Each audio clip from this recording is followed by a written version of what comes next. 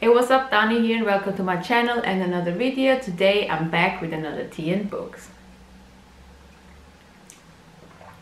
So as you know, my tea and books videos are my wrap-ups of some recent reads I did. I usually limit it to like 3 books.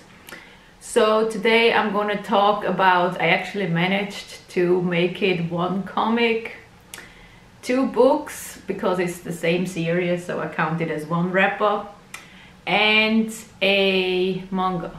Did I say comic first? Comic, manga, and 2 books. So I've got 1 of everything. So let's start. The manga I've read for this video is one I had in my TBR for, not in my TBR to be buy list for a long time, because people were like picking it up when it came out, and it's also a Netflix show, and it's kind of, I was curious, so I wanted to read it. And when I saw that it was free for an honest review, I asked for it and I got it, so I was able to read it on my computer. It's already gone again because there's like a limited time you can have these books.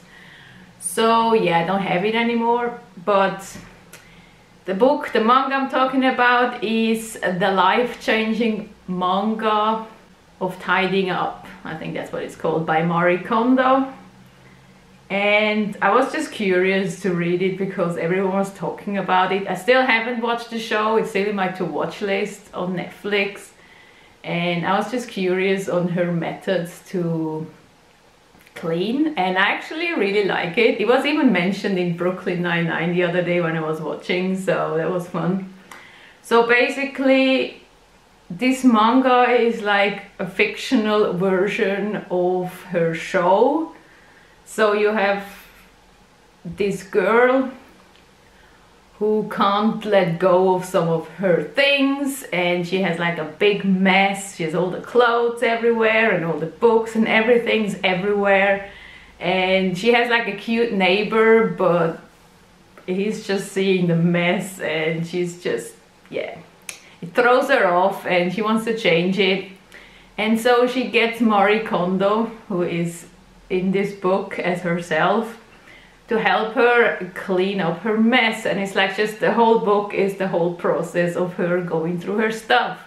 And the method basically is only keep the things that make you happy. So you like touch it, you hold it in your hands and you look at it and you're like, does this make you happy or not? And if it doesn't make you happy, it goes away. And this is how she's cleaning. And I just thought the manga was just really cute, the art and the drawings and just the way they go through the process of cleaning and her facial expressions and all that. It's just so cute. So it's a little manga one-shot that is just based, or basically I think it was a light novel, or was it something, and the TV show is based on that, and then there's a manga. I don't know which one came first, so, but it's the same as the show, I assume, because it felt like one of these messy shows they usually put on TV, and when some professional comes into your home and helps you clean up, this is what it is. But it was just really cute, and I liked the manga, and I thought it was fun. And if I wouldn't already have cleaned out my books, but I have to actually do that. I feel like I'm maybe gonna do this at some point, just taking all my books I have and just look at them like, am I gonna reread them again? Is it worth keeping them or not? I think I'll make this a goal for this year again. I mean, I still have unhauled books that I still haven't given away from last year, but yeah. So that's the life-changing manga of tidying up by Kondo. Then for the comic, that one I actually have as a physical one. I finally, after a billion years, I finally finished Grayson Volume 5. Actually, I was watching Titans and I finished the season. I was in the mood for more Grayson, and I really wanna, I kind of feel like I'm gonna jump into Nightwing Rebirth very soon, which would be amazing because I have been putting this on my TBR for a billion years now. So I was inspired to go back into these characters' comics that I own and still need to read. So I had to finish Grayson, and that's what I did. I finally finished it.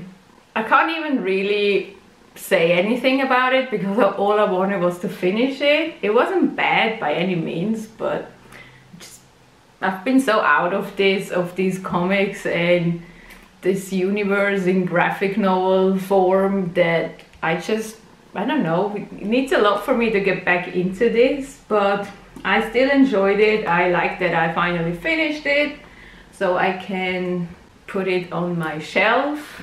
There's also, in the back of this is the first issue of Rebirth, because it goes back into Rebirth after this. This is why I wanted to finish it.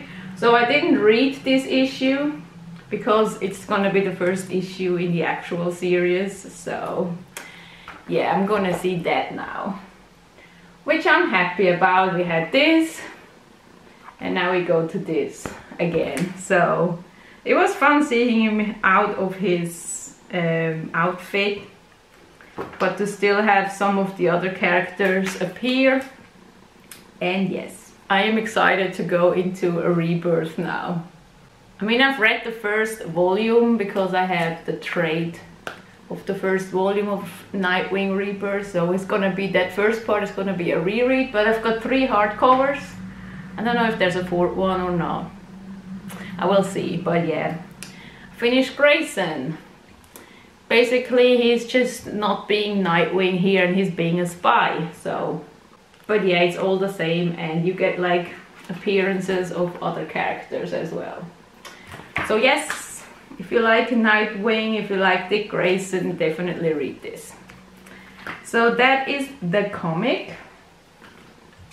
And for the book, actually the books, it's a, I think it's a trilogy. There's gonna be a last book in the series. It's a middle grade series, so it's like for children that are like 7 to 10 years old. So it's not really my area, but I still felt like I wanted to give it a try and like to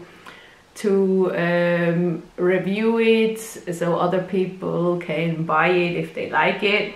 And that series is called, the series is called Evie Everyday Witch, and it's basically about a girl who is a witch and who lives in a witch family, and all she wants to do is go to a normal school. She wants to be normal, she just wants to fit in because she doesn't like being an outsider, because as a witch you're an outsider in the normal world, and she just wants to be liked by the normal people.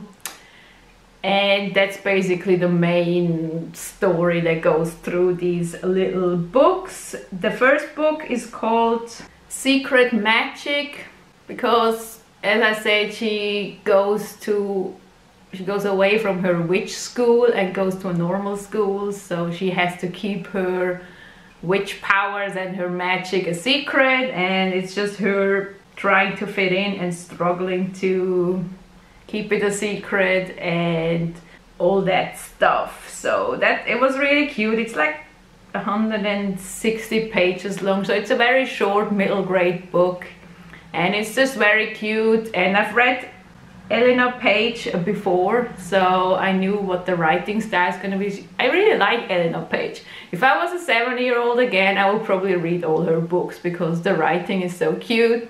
And the worlds are awesome. I like the world building, the little fantasy worlds she's building for the children. And there's always a lesson in all these books about friendship and family and all that. So yes. So as I said, the first book is Secret Magic. And the second book I've read is Spooky Magic.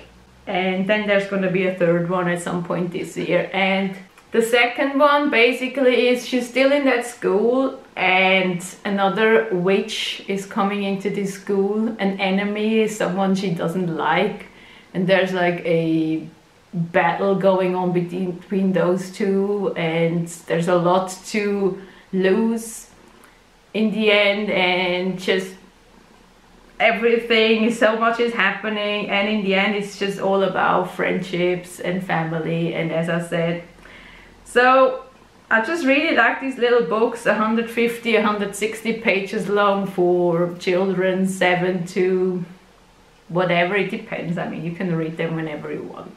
But if you have kids or grandkids or nephews and nieces, whatever, who are around this age and like to read, I would definitely recommend to read Elena Paige's books, because they're just, as I said, little fantasy worlds and a lot of important messages that they tell for children about friendship, family, and all that. So yeah, I would definitely recommend reading those or gifting those to children that are around this age. And yes, that's basically Evie Everyday Witch book 1 and 2. And as I said, book 3 is supposed to come out sometimes this year, but I don't know when exactly. So yes, and these are all the books I've read recently. So this is my update, my wrap up. The only physical book is this one. It's kind of funny how many non-physical books I'm reading lately. I need to get my TBR read. But yeah, anyway, this is it for this little wrap up. I hope you liked it, and I will see you in my next video. Bye!